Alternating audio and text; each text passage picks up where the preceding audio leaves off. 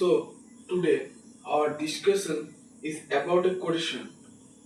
So today our discussion is about a quotation. So what is the quotation? The quotation start with a past American proverb.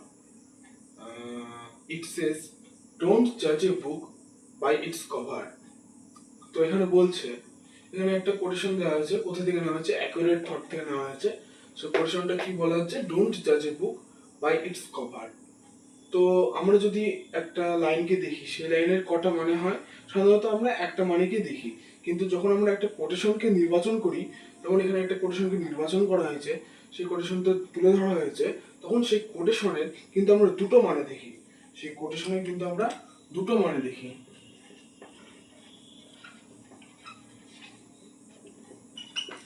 তো একটা মানেকে বলা হয় Literary meaning,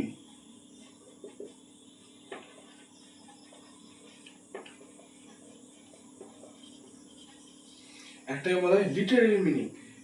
what is Literary meaning? Literary meaning বলা হচ্ছে যখন একটা কোটেশনকে যখন আমরা মানে তার আক্ষরিকভাবে তার আমরা মানে নির্ধারণটা করি, মানে অক্ষর, ওয়ার্ড টু ওয়ার্ড, অক্ষরে। আর একটা থাকে, সেটাকে বলা হয় ইনার মিনিং।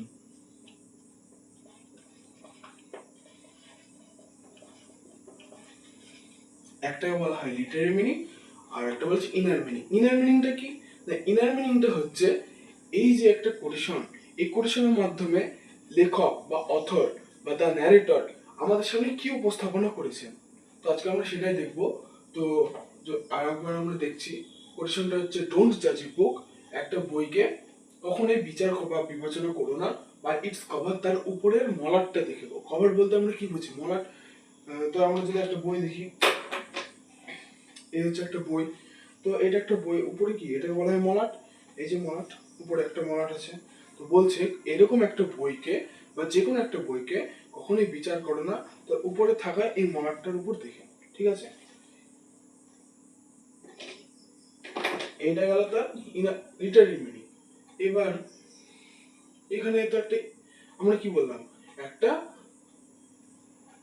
কোটেশনে একটা ইনার মিনিংও থাকে, একটা লিটারারি মিনিং থাকে। আমরা কি লিটারারি মিনিংটা বললাম যে কোনো একটা সাধারণ বিষয়, লিটারারি মিনিংটা কি অক্ষরে আমরা একটা মানেটা বললাম। এবার হোয়াট ইজ ইনার মিনিং? এখানে লেখক কি বোঝাতে চেয়েছেন? What does the author says to us, আমাদের কাছে তিনি কি বার্তা বা মেসেজটা পাঠাতে চেয়েছেন, সেটা হচ্ছে আমাদের আসল। তো আমরা এই ক্ষেত্রে লিটারারি মিনিংটাকে কিন্তু উপেক্ষা করব, আমাদের এইটার কোনো দরকার নেই, আমাদের আসল লাগবে ইনার মিনিং। তো আমরা দেখবো এখানে ইনার মিনিংটা কি বলছে। প্রত্যেকটা শব্দে কিন্তু একটা একটা করে ইনার মিনিং তিনি লুকিয়ে রেখেছেন। ডোন্ট, ডোন্ট কখনোই না, না বা কখনোই না। জাজ শব্দ অর্থ বলতে আমরা কি বুঝি? বিচার বা বিবেচনা করা, বা আমরা কোনো সিদ্ধান্তে উপনীত হওয়া, তখন কি বলি? জাজ। বলে না, তোমার জাজমেন্টটা ঠিক হয়নি, you are not a right জাজ, বা তোমার জাজমেন্টটা ঠিক হয়নি। তারপরে আসে কি? এ। আমরা জানি এটা একটা কি, এটা একটা আর্টিকেল। তারপরে কি? বুক। এখানে এই বুকটা একসাথে থাকা দরকার। এখানে এই বুক, এখানে অথর। আচ্ছা, অথর প্রসঙ্গে যদি বলি, যদি একটা কোটেশনের নিচে কোনো অথর, এখানে একটা অথরের নাম থাকে, ঠিক আছে, সাপোজ এখানে একটা অথরের নাম থাকে, যেমন একটা দেখি উদাহরণ,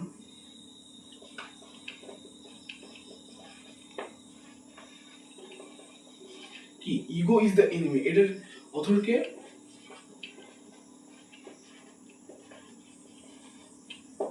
আর হলিডেস, রায়ান হলিডেস। আর হলিডেস পুরো নাম হচ্ছে Ryan Holidays. Ego is the enemy অবশ্যই একটা কোটেশনের মধ্যে থাকবে। তো ইগো ইজ দ্য এনিমি, এই উক্তিটি বা এই কোটেশনটি বলেছেন কে? আর হলিডেস। ঠিক তেমনি ডোন্ট জাজ এ বুক বাই ইটস কভার, এটার কিন্তু কোনো লেখক নেই। আচ্ছা, বা বা এটা এটা লেখক নেই, এটা কি বলবো? প্রভাব, বা এটা একটা উপকথা, বা মানে কি বলবো, বাংলায় যেটা বলে না প্রবাদ বাক্য বলা হয় না বাংলার, সেরকম একটা প্রবাদ বাক্য। সেটা কোথায়? আমেরিকান প্রভাব, এটা আমেরিকার প্রবাদ বাক্য। ঠিক আছে? তো ডোন্ট জাজ এ বুক বাই ইটস কভার, এটা একটা প্রবাদ। তো আমরা কি বোঝাতে চেয়েছে, আমরা লিটারাল মিনিংটাকে বাদ দিব। আমি আবার রিপিট করছি, এই যে কোনো কোটেশনের ক্ষেত্রে ওয়ার্ড টু ওয়ার্ড মিনিং কিন্তু হয় না, তাই আমরা লিটারারি মিনিংটাকে কি বাদ দেবো, কি কোনটা নিব না ইনার মিনিংটা নিব। লেখক সেই এই কোটেশনটার মাধ্যমে আমাদের সামনে যে মেসেজ বা বার্তাটা বহন করেছেন, বা তিনি আমাদের সামনে যেটা তুলে ধরেছেন, উপস্থাপনা করেছেন, author what's represent to us, সেটাই কিন্তু আমরা দেখবো। তো আমরা ইনার মিনিংটা কিন্তু দেখবো। তো ইনার মিনিং আমরা কত দিচ্ছিলাম, ডোন্ট জাজ বা বিচার বিবেচনা কখনোই করো না। এই বুক, এখানে কিন্তু এই বুক বলতে কি বোঝানো হয়েছে, একটা মানুষকে বোঝানো হয়েছে, বা একটা মানুষের জীবনকে বোঝানো হয়েছে, বা একটা মানুষের জীবনটা আমি পরে দিচ্ছি, একটা মানুষকে বোঝানো হতে। হোয়াট রিপ্রেজেন্টস এ বুক, না a book is in this line, a book represent a man. তাহলে এটা কি রিপ্রেজেন্ট করছে, আসলে এ ম্যান হলো। তো এই ম্যান বাই ইটস কভার, তার কভার, একটা মানুষ।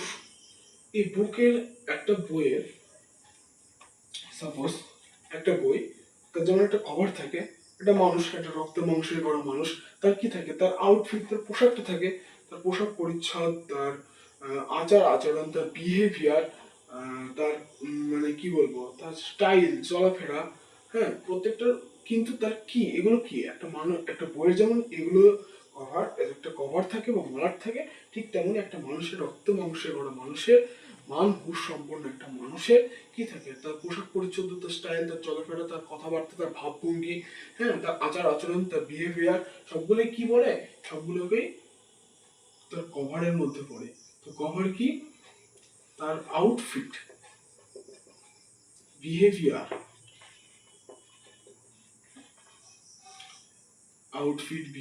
নেচার, স্টাইল, এগুলো কিন্তু কি পড়ে, এইগুলো এই কভারকে বোঝাতে। তাহলে এই লাইনে এই বুক কিন্তু একটা মানুষকে রিপ্রেজেন্ট করে, এবং কভারটা এই চারটি জিনিস, আউটফিট, বিহেভিয়ার, নেচার অ্যান্ড স্টাইলকে কিন্তু রিপ্রেজেন্ট করে। এর পরবর্তীতে এই ছিল তার ইনার মিনিং। একটা কোটেশনের, একটা ছোট্ট কোটেশনের তার সামান্য ইনার মিনিং হয়। এবার এবার এই ইনার মিনিংটাকে আমরা বুঝবো, ঠিক আছে? তো কিভাবে ইনার মিনিংটা আসছে, তো এই কোটেশন থেকে আমরা কিন্তু আরেকটা কোটেশন আনতে পারি। এই কোটেশন থেকে কিন্তু অন্য একটা কোটেশনে কিন্তু আনা যায়। তো কোটেশনটা কি সেটা আমরা দেখবো।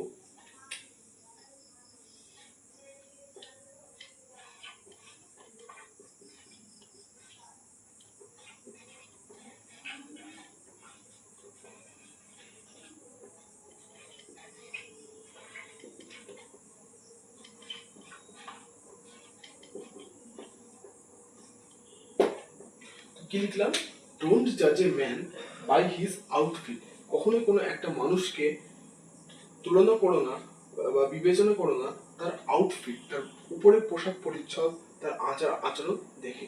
তো আমি যেখানে দেখলাম এই বুক, আমি এই বুকটাকে কি কম্পেয়ার করেছি, এই বুকটাকে আমি কম্পেয়ার করেছি এই ম্যানের সাথে, তাই এই বুকের জায়গায় কি লিখলাম, এই ম্যান।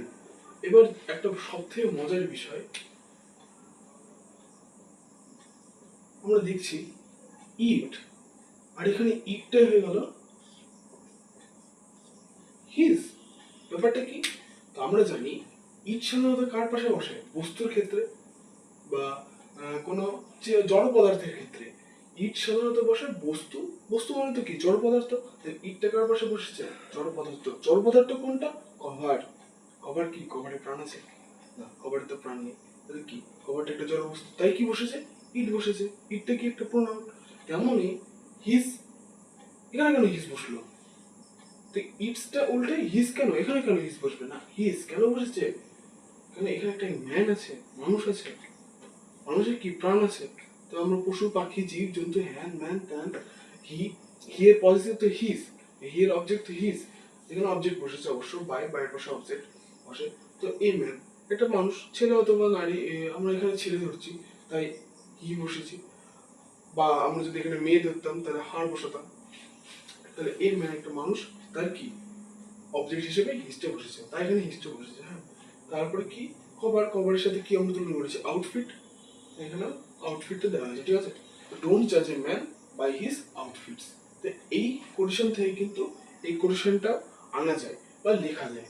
এবার এবার যেটা আসছে সেটা হচ্ছে আমরা এই যে উপরে কোটেশনটা আছে না, এই কোটেশনটা একটু বিশ্লেষণ করব। বিশ্লেষণটা প্রথমে বলছি, বিশ্লেষণটা কিন্তু আমি নিজের মতন করছি। হ্যাঁ, যদি কারোর মনে হয় বা কারোর ইচ্ছা হয় অন্যভাবে করা যেতে পারে। একটা কোটেশনে কিন্তু একটা নির্দিষ্ট মানের মধ্যে সীমাবদ্ধ থাকে না, একটা কোটেশনে অনেকগুলো মানে হয়।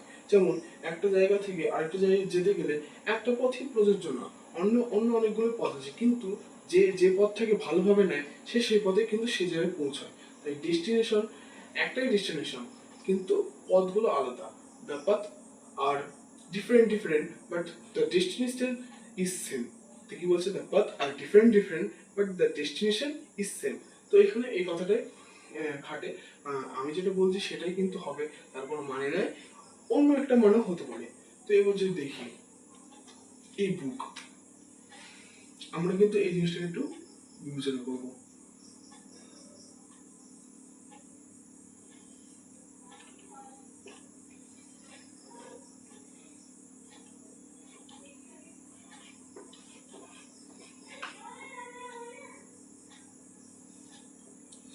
আচ্ছা, একটা বই সাধারণত আমরা কি দেখি, একটা বই শুরু হলে তাদের সাধারণত প্রথমে কি থাকে, তো কভার থাকে। এবার কভারের পরে কি থাকে, কভারের পরে বইয়ের ইন্ট্রোডাকশন থাকে। তার আগে কি থাকে না, তার আগে মানে বইটা কবে প্রকাশিত হয়েছে সেটাই। যেমন এর ক্ষেত্রে যদি একটা বিবেচনা করি, বইটা অনেক পুরনো বই, আগে দিয়েছে, অনেক আগেকার বই। আর এখানে এই বইটা হচ্ছে ইন্ট্রোডাকশন, বইটা অনেক পুরনো। হ্যাঁ, বইটার নাম, তারপরে কি দাম কত, হ্যান ত্যান। এই যে ইন্ট্রোডাকশন, বইটা কিন্তু ইন্ট্রোডাকশন আছে। অ্যাকনলেজমেন্ট, কৃতজ্ঞতা স্বীকার। ইন্ট্রোডাকশন মানে ভূমিকা, অ্যাকনলেজমেন্ট মানে কৃতজ্ঞতা স্বীকার। তারপরে কি আছে, কনটেক্সট। কিন্তু আমাদের এই এই বুক যেহেতু একটা মানুষের তুলনা করেছি, তার ভূমিকা থাকতে পারে, কিন্তু তাকে তো আমরা মূল্য হিসেবে বিবেচনা করতে পারি না, বা তার কৃতজ্ঞতা স্বীকার তো থাকে না। তাহলে কি থাকে, তারও জীবনে একটা ইন্ট্রোডাকশন থাকে না, অ্যাকনোলেজমেন্ট, কৃতজ্ঞতা স্বীকার না, তাহলে থাকে কি, কন্টেন্ট। কন্টেন্ট শব্দ অর্থ কি, আমরা জানি কন্টেন্ট শব্দ অর্থ সূচিপত্র। তো একটা কিন্তু সূচিপত্র থাকে। এবার আমরা সূচিপত্রতে কি পাই, একটা সূচিপত্রতে আমরা কি পাই, সূচিপত্রতে থাকে এই বইটা, যে বইটা লেখা হয়েছে তার কি বিভিন্ন চ্যাপ্টার গুলো পাই না আমরা একটা সূচিপত্রতে। যেমন দেখাচ্ছি,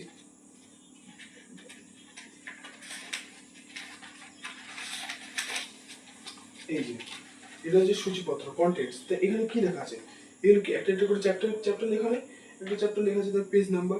তেমন এই মানুষরূপী বইটার ক্ষেত্র বা বইরূপী মানুষটার ক্ষেত্র কিন্তু কিছু কিছু চ্যাপ্টার থাকে।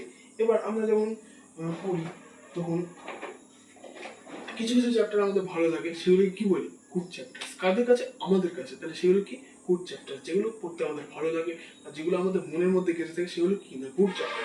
সেগুলো কি, এক নম্বর পেলাম আমরা গুড চ্যাপ্টার্স। তারপরে কি না, কিছু কিছু চ্যাপ্টার আমাদের হয় না, যেমন অঙ্কের ক্ষেত্রে, হ্যাঁ বেশ কিছু চ্যাপ্টার অঙ্ক পড়তে ভালো লাগে না, এগুলো মানে পরিষ্কার হয়নি, সেগুলো ঝাপসা হয়ে আছে। ইংরেজি ক্ষেত্রেও তাই, কিছু কিছু গ্রামারের চ্যাপ্টারগুলো আছে, হ্যাঁ জয়নিং এর ক্ষেত্রে বা স্পেল টাপের ক্ষেত্রে বা প্রিপোজিশনের ক্ষেত্রে, এগুলো কিছু কিছু মানে কারো কারো ক্ষেত্রে মানে কিছু কিছু ঝাপসা থাকে, সেগুলো আমাদের কাছে পরিষ্কার হয়নি। সেগুলোই কি আমরা খারাপ চ্যাপ্টার, ও আর দেখবো না, সেগুলোই কার সাথে তুলনা করি, খারাপ চ্যাপ্টার, ব্যাড চ্যাপ্টার। তাহলে আর্টিক দিলাম ব্যাড চ্যাপ্টার।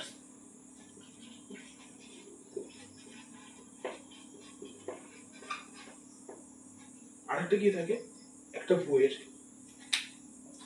সব শেষে বা সব পিছনে কিন্তু কিছু ফাঁকা জায়গা থাকে। এই বইটার ক্ষেত্রে এটা হচ্ছে ego is the enemy, Ryan Holiday, যেটা আমি এখানে লিখেছিলাম, এটা 3 বই। হ্যাঁ, ego is the enemy, Ryan হলিডেজের।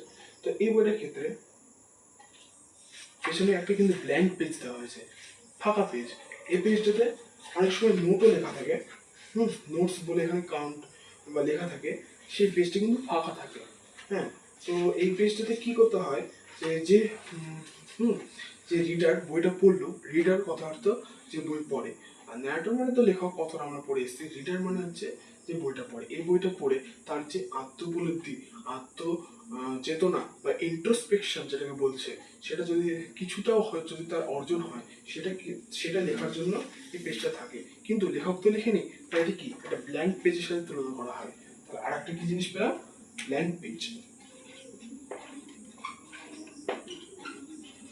তাহলে কি কি জিনিস পেলাম, গুড চ্যাপ্টার্স, একটা বইয়ের মধ্যে কি থাকে, গুড চ্যাপ্টার্স থাকে, ব্যাড চ্যাপ্টার্স থাকে, এন্ড blank page থাকে। তাহলে a book is including by some good chapters, some bad chapters and some blank pages। আমরা কি ব্ল্যাঙ্ক শব্দটার কথা পড়েছি? আমরা কি ব্ল্যাঙ্ক শব্দের সাথে পরিচিত? গুডের সাথে গুড পরিচিত, ভালো ব্যাড পরিচিত, ব্ল্যাঙ্ক শব্দটার সাথে কি পরিচিত? অবশ্যই পরিচিত। আমরা করেছিলাম কি dual ডাইরেক্টে, fill in the blanks with appropriate preposition or article, other fill in the blanks with correct phrasal verbs, correct verb forms। এগুলো কিন্তু আমরা করেছি। সেই ব্ল্যাঙ্ক আর এই ব্ল্যাঙ্ক কিন্তু একই, fill in the blanks থাকে না, সে একই। তো ব্ল্যাঙ্ক মানে কি, তো কি কি না, ব্ল্যাঙ্ক মানে হচ্ছে ফাঁকা। এবার যদি আমরা এই বুকের ক্ষেত্রে এটাই কিন্তু আমরা কার সাথে তুলনা করবো, এই তিনটেই কিন্তু তুলনা করবো এই ম্যানের কার সাথে, বইটাকে কার সাথে তুলনা করেছি, তুলনা করবো এই ম্যানের সাথে, একটা মানুষের সাথে। তো একটা মানুষের জীবনে কি ভালো চ্যাপ্টার থাকে, গুড চ্যাপ্টার, হ্যাঁ ভালো অধ্যায় কেন থাকবে না, অবশ্যই থাকবে। একটা জীবনে, মানুষের জীবনে ভালো অধ্যায় আছে। তো ভালো অধ্যায়গুলো কি, আমরা তো বইয়ের সাথে তুলনা করতে বলছি ভালো অধ্যায়, কিন্তু ভালো অধ্যায়টা কি মানে ভালো দিনগুলি কাটানো, কথায় ভালো স্মৃতিগুলো। যেমন হয়তো কেউ কোনো কিছু ফার্স্ট হয়েছে, কিছুতে ফার্স্ট হওয়ার আনন্দ, অথবা আর কি বলবো, মানে ভালো, মানে কোনো একদিন হয়তো মানে একটা ভালো দিনের ঘটনা যেটা বলছি, হ্যাঁ মানে বুঝে নিতে হবে সেটা। হ্যাঁ আমার ক্ষেত্রে যদি এটা, আচ্ছা ঠিক আছে আমার উদাহরণ দিয়ে বলছি। ভালো থাকা আমার কোনোদিন ভালো, যেদিন আমি পুরীতে যেদিন ঘুরতে গিয়েছিলাম, সেদিন আমার মনে আছে, সেটা আমার কাছে গুড চ্যাপ্টার্স। আর কি আমি আর হচ্ছে যেদিন আমার প্রথম সাইকেল কেনা হয়েছিল, সেটা আমার গুড চ্যাপ্টার্স এর মধ্যে পড়ছে, সেটা আমার ভালো দিন ছিল। যদি আমি আমার প্রথম কম্পিউটার কিনতে চাই, প্রথম ফোন আসে আমার বাড়িতে, হ্যাঁ সেটা আমার ভালো চ্যাপ্টার্স আছে। আমার এই বাড়িতে যখন প্রথম আসা, সেটা আমার ভালো চ্যাপ্টার্স, এগুলো আমার কি ভালো চ্যাপ্টার্স এর মধ্যে পড়ছে। এরকম সবারই ভালো চ্যাপ্টার্স থাকে। নেক্সট কি আছে, ব্যাড চ্যাপ্টার্স, খারাপ অধ্যায়। এটাও আমার উদাহরণ দিয়ে বলছি। খারাপ চ্যাপ্টার্সটা কি, মানে কিছু কিছু সময় যেগুলো মানে আমাদের দুঃখ দেয়, কষ্ট দেয়, হ্যাঁ সেগুলো হচ্ছে খারাপ চ্যাপ্টার্স। যেমন আমার নিজের দিক থেকে যদি বলি, আমার প্রিয় বন্ধু, আমার কাছের বন্ধু যখন আমাকে মানে মারা যায়, প্রিয় হালদার নাম, সে মারা যায়, তখন সেটা আমার কাছে কি ব্যাড চ্যাপ্টার্স এর মধ্যে পড়ে। আমার প্রিয় বান্ধবী, সেও আমাকে ছেড়ে চলে যায়, নামটা আমি বলছিলাম, হ্যাঁ প্রিয় বান্ধবী, হ্যাঁ আমার বাড়ির কাছে বাড়ি, সেও আমাকে ছেড়ে চলে যায়, সেটা কি আমার একটা ব্যাড চ্যাপ্টার্সের মধ্যে পড়ছে। এরা আমাকে ছেড়ে চলে যায়, তাহলে এগুলো কি ব্যাড চ্যাপ্টার। আর কি বলছে, ব্ল্যাঙ্ক পেজ। ব্ল্যাঙ্ক পেজ মানে কি, ফাঁকা পেজ। মানে কিছু কিছু এমন এমন সময় আসে, সেগুলো কি আমরা বলতে পারি না, কারোর সামনে উপস্থাপনা করতে পারি না, নিজের মধ্যেই রেখে দিই। তো আমরা যদি একটা মানুষ হই, সেটাই কি মানে এগুলো তো আমরা কারোর সাথে শেয়ার করতে পারি। এই একটাই জিনিস আছে যেটা শেয়ার করা যায় না,